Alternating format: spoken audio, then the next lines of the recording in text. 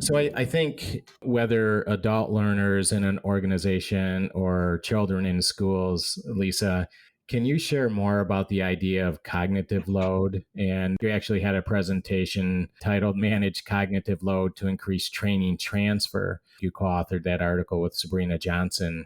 Can you tell our listeners more about this idea and the value behind the idea of cognitive load and why that's so important in effective L&D? Sure.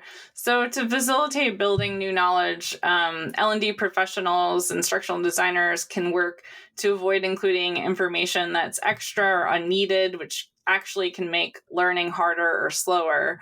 And also, according to this theory, we can study to become more skillful at creating opportunities to acquire new knowledge with practice and feedback that are more authentic and closely related to what needs to be done later on the job. So, for example, instead of the e-learning with the quiz bank questions. Now I understand sometimes you got to have your quiz bank questions for compliance reasons, but Sure. going beyond that, or if you don't have to have it for compliance, throwing the quiz bank out of the window and really looking to see how people are performing on the job, right? So doing performance assessments versus knowledge assessments. Knowledge, it's fine if you know something, but it doesn't tell me if you're able to do it or if you are doing it.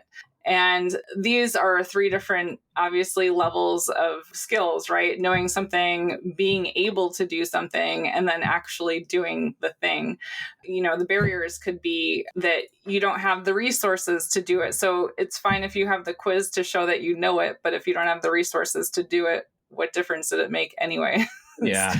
So that's what we're trying to Exactly. drive at, that to really get people to make use of that money that you're spending on your L&D function and to see return on your investment. There needs to be opportunities for them to get practice and feedback in situations that are really closely aligned with what's going to happen on the job. So it's fine to start with the e-learning, but at some point we need to take it out of the e-learning and we need to get people practicing inside of an authentic context, doing the authentic thing, getting the authentic feedback that needs to be given to help guide their performance. And cognitive load theory is one way that L&D people can go about framing how they're working in that vein. And formally educated L&D experts can add to this people development because they know how learning can be supported and they've studied these evidence-based practices derived through research and experience. Planning for learning and development opportunities for transfer means that individuals are able to perform to expectations later on, long after the training or learning events are over. Yeah. And it seems simple, but I've found that to do it well takes a lot of input and expertise about learning and organizational performance. And I'm sure our listeners have all spent time in training they felt was maybe wasted or not utilized as effectively as possible. But I'm here to say that it is possible to ensure that this time and energy is utilized well through careful planning and collaboration of highly experienced and skilled individuals. Yeah, absolutely. That's well said, and I couldn't agree more.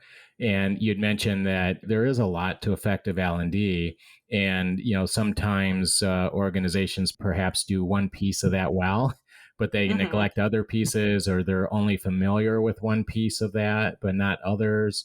For instance, I know there's multiple, let's call it training and or evaluation models.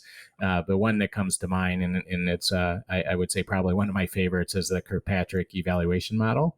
And that's where you got to ask the various questions. And, so for instance, the Kirkpatrick model, it talks about reaction, right? That the users enjoy the training.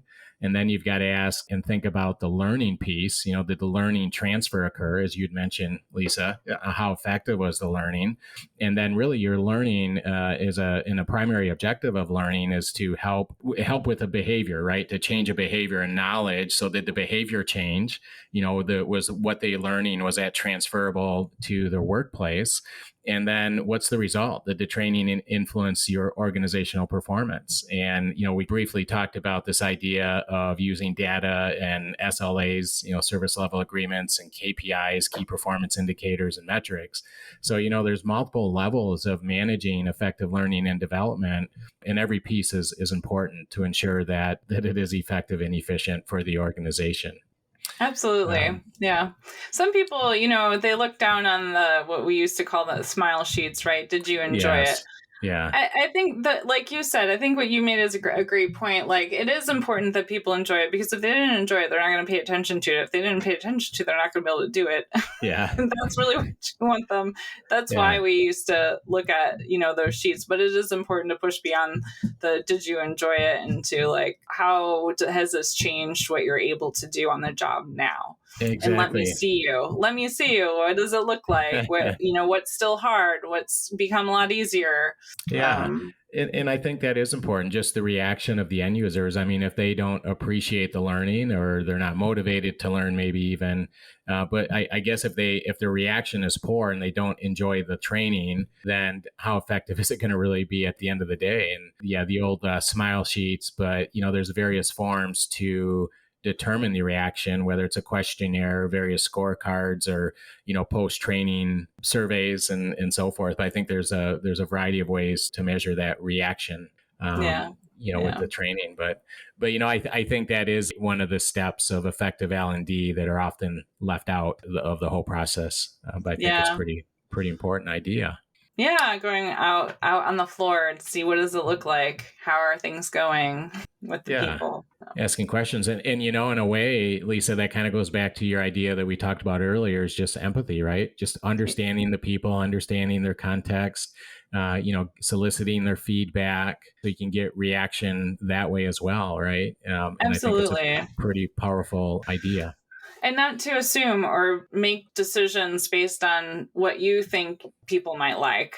Yeah. What I've Yep. learned through my career is that what I enjoy and what I think might be enjoyed by others isn't necessarily always what others think. And it's really, really important to get in touch with what others are thinking, and look for those larger patterns, and respond accordingly, and let Yeah. them know that you're doing that also. That goes a long way to winning people's trust and desire to do more and to work with you.